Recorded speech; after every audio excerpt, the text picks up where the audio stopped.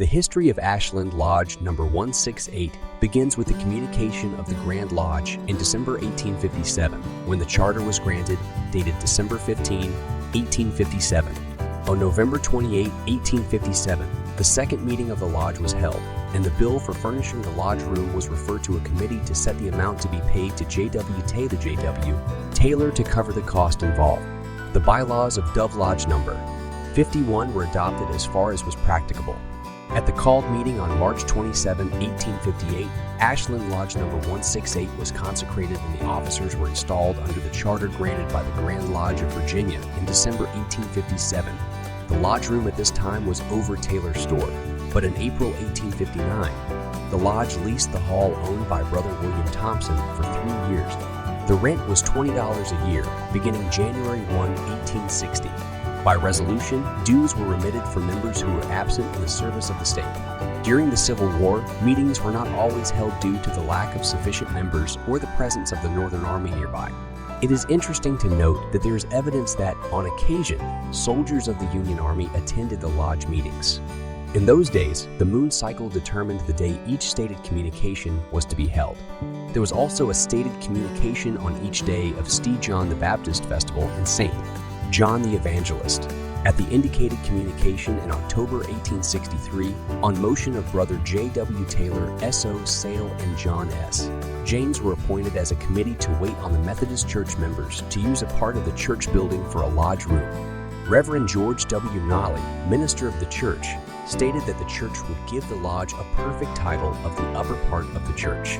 Similar interest in the lot upon which the church stood, provided that the lodge would raise the upper floor 18 inches and suitably fit the lower floor for church purposes. Troubles of discord plagued this lodge in the early part of 1870, and as a result, the charter was surrendered to the Grand Lodge of Virginia. The charter was again granted on December 13, 1870. The Communication Committee, appointed in May 1871 to inquire into the propriety of purchasing the property known as the Ashland Free Church, made its report. Brother S.E.C. read stated that the Methodist Church would take $75 for their part, the Baptists $30, the Presbyterians $30, and the Episcopalians donated their interest. The Presbyterians and the Episcopalians requested the lodge to allow them to use the lower floor of the building for their place of worship. It is interesting to note that the Ashland Free Church was the first church in the town of Ashland. It had been built in 1853 and used by the denominations mentioned above as their house of worship. The Methodists relocated to the campus of Randolph-Macon College in the building known today as the Old Chapel. The Baptists built their place of worship in 1858, and today is the oldest church building in use in the town. In 1875, the lodge received a letter from the congregation of the Ashland Presbyterian Church, stating that they were vacating the room used for their worship services and expressed their appreciation for its use. The Episcopalian congregation continued to use the space until 1876. On October 31, 1876, the lodge voted to give the pulpit and benches to the Episcopalians to be used in their new building, which was being erected. The pews are still in use in the Church of St. James the Less Episcopal. The lodge decided to purchase the property known as the Ashland Free Church, the cost of which included repairs to the property not to exceed $600. The money was borrowed from Mrs. Charlotte Stebbins. The interest rate was 10%. Through the years, the lodge offered its lower floor for the use of education.